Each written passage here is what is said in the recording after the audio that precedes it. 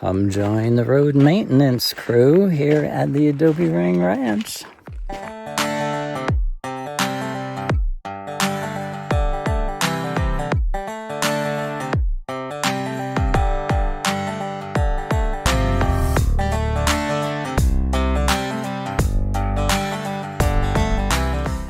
Hello everybody and welcome back to the Adobe Ring Ranch. So today I thought I'd take a walk down to the end of the road here and check out the wash situation. Last night's video I posted how we didn't get any rain yesterday, or should I say last night, but that doesn't necessarily mean it didn't rain up in the mountains, which would come down and go through the dry wash that we have at the end of our road. And I always like to come down to make sure, at least after storms in the area, to make sure that we do have access out of here in case we need to. Now, we do have 2 departure routes from the house, but this is our main departure route, and this is how the delivery guys come through. So I just want to come through and make sure that everything's good.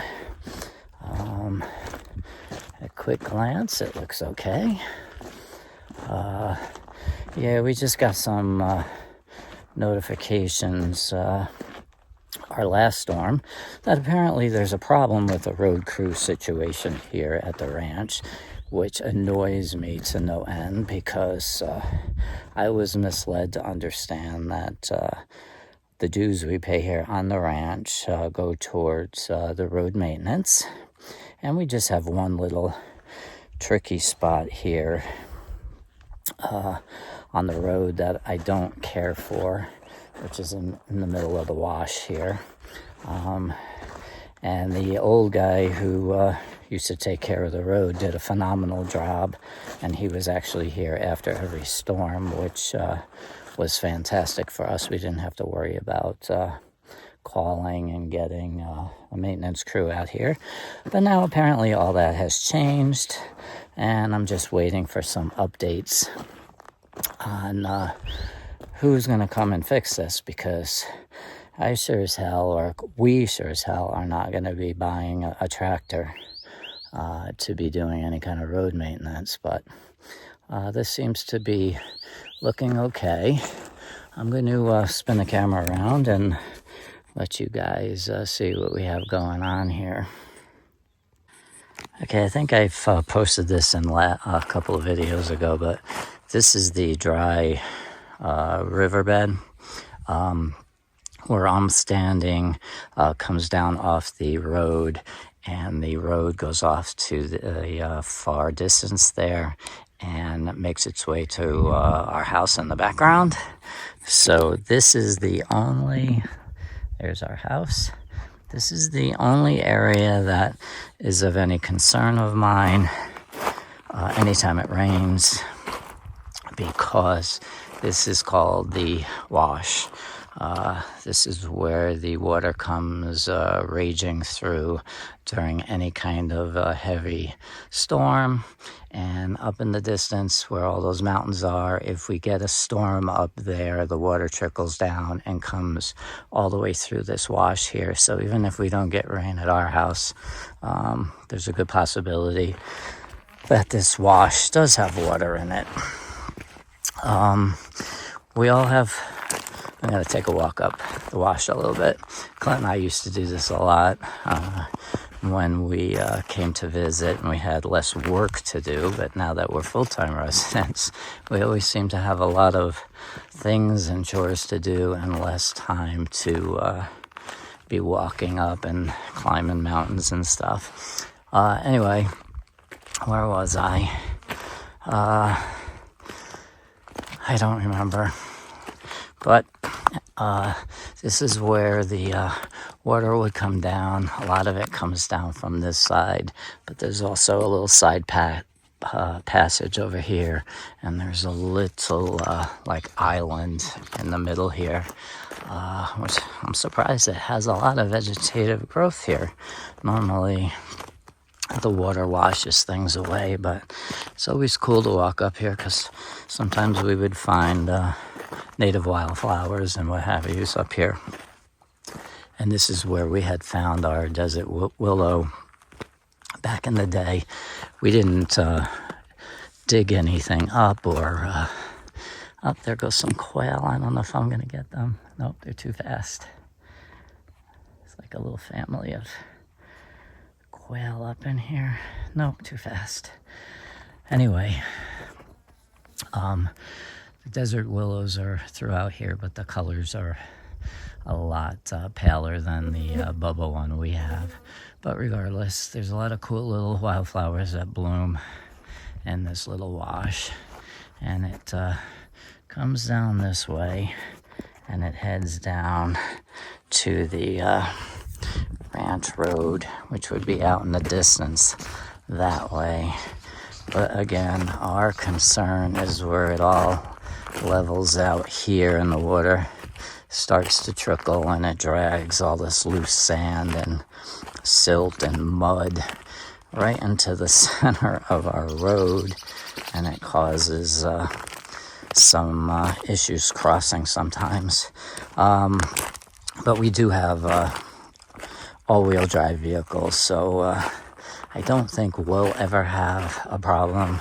God forbid there's an emergency. I just don't like these little divots and low spots on the road here. It's hard to pick up on camera, but there's quite the dip here, and you really can't do any of this using a hand shovel. So I'm kind of sad to find out that the road crew member that always worked out well for us has retired. Good for him, congratulations, but it kind of sucks for us. So yeah, see, now this is like what I'm talking about.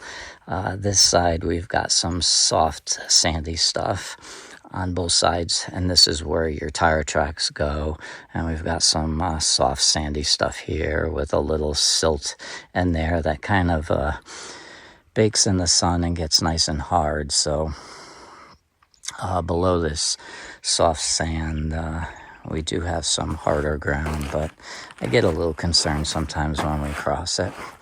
The only other thing that I try to do once in a while is, I'm not sure if you can see, but any of the vegetative growth that kind of crosses over the road, I try to whack it back a little bit, because when I'm driving up the road, I don't want either one of our vehicles getting all scratched up. So it's pretty simple to do. I bring my clippers and I go at it, but you just have to be aware of what plants have teeth and what plants don't. So while I'm here, let me just make some quick work of this, and I'll bring you back in a second. So I just trimmed back this little growth of, I think this is acacia here. I'm not looking to destroy the plant. I'm just looking to get it off the edge of the road. So by trimming it back, it just gets a little bit bushier, excuse me, to the center of the plant rather than hanging out onto the road. A few other things I do is I pick up any kind of big sticks and logs and what have you, and just get them off the road. And then sometimes there's this occasional loose stone here that I guess is good for traction, but sometimes if it's sticking straight up and down, it becomes a problem. Another note on these little stones, that our back patio of the house, we actually came down here with the pickup truck and we loaded up a lot of these stone pieces for the back patio. There's a lot of like flat pieces like this we were able to use, and we brought them all to the back of the patio. We set them all up, and we had a construction guy that came by, and he actually cemented all of the stones in place. So it didn't cost us a dime. It just cost us a lot of wear and tear on our bodies, but it was worth it in the long run. That was a couple years back, and we were a lot younger then. So as you can see, the edging is a lot better. What I'm going to do is that on the opposite side of the street, there's some bushes starting to come over the edge here. Those are creosote bushes, so there's no thorns, so that should be fairly quick. And then I'll make my way back up the road. Alright, so that little section's all done. I got this side of the road all trimmed back, this side of the road trimmed back. I removed any kind of large stones in the center or in our tire track area, and I removed a couple of little shrubs that are growing in the middle of the road as well. Now, moving forward, this one's doesn't look thorny to me, but I'm gonna give this a quick little trim back. It's kind of cute. It's got these little red berries on here. I'm gonna have to find out what this is. It's kind of cool. I'm sure the birds like it. And then moving forward, there's those two shrubs that are kind of growing in the middle of the road there. I'm gonna have to cut that out and get those out of the way because they do grow quickly. So let me make my way up the road and see what else we have in store. Okay, so the road crew here at the Adobe Ring Ranch is just about complete. I've got 2-3 more little branches to snip off, and I'll be heading back to the house for a big drink of water. This was basically about a 30-minute job, not too bad. I like to keep up with it so that it's not like an all-day affair. And just for all you nature lovers out there, I just want you to be aware that I only cut back what I need to. I know our motto here is if you're not in the way, you get to stay. But we're not ones to come in here and bulldoze everything. We've got 1 acre fenced in around our house that we like to have specialty type plants. But as far as the other 90 acres that we have here, we like the native vegetation. So with that said, I'm just clearing to keep the road clear, and by doing this maybe twice a year, I'm limiting the amount of vegetation that I'm removing at any one time. Also, I'm doing this at a time where the blossoms have stopped, so the pollinators got their fill. And I'm also seeing a number of dried pods on the trees. So if anything, by dropping some of these limbs, I'm bringing the seed pods down to the ground maybe a week or 2 earlier than they should be, so the rabbits and whatnots and quail that are running around here can get their fill.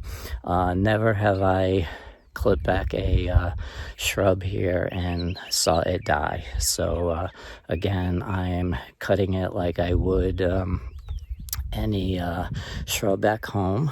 I'm very careful and I'm very selective on the way I cut it, and I'm not brutal with the plants and destroying the trunk or stem structure if I can help it. So I just wanted everyone to see what we do here every once in a while, just to keep the path clear for us to get in and out, for our deliveries to get in and out, and if we have any visitors here at the ranch, they can get in and out. So for right now, I'm going to trim up this last little branch here and get my butt back up to the shade so I can get myself a nice big glass of water. And until the next video, I wish everyone well, and Clint and I hope you come back and join us real soon for another upcoming video. Thanks a lot, everybody.